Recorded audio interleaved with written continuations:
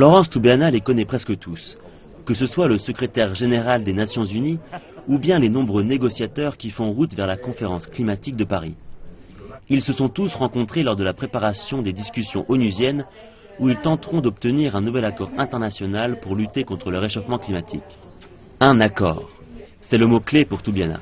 Il y a un an, elle était nommée ambassadrice climat pour la France et représentante spéciale pour la conférence climatique 2015 à Paris.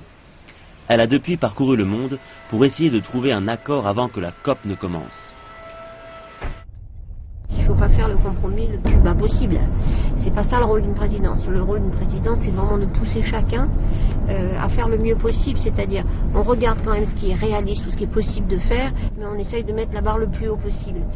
Madame Toubiana a une équipe d'environ 50 collaborateurs à ses côtés, dont des ingénieurs, des experts du droit et des diplomates, dont la mission est d'élaborer la base juridique des négociations. Quand on négocie sur le fond. Est-ce que les pays doivent réduire les émissions? Est-ce que les pays doivent faire des politiques d'adaptation au changement climatique? Et en même temps, on discute les règles, s'ils le font, comment on va vérifier, qui va vérifier, comment on va mesurer ce qu'ils font.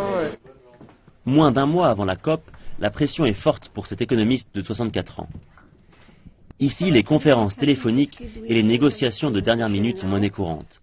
Pour l'ambassadrice de la nation hôte, une chose est claire. Pour être couronnée de succès, la conférence devra se conclure par un accord en béton. C'est-à-dire que ceux qui ne voudront pas se mettre sérieusement au travail, c'est-à-dire réduire les émissions de gaz à effet de serre, développer des innovations pour le faire et faire évoluer les comportements, seront hors du jeu. Madame Toubiana n'est pas une diplomate ordinaire. Elle n'a jamais été élue et est connue pour son style modeste.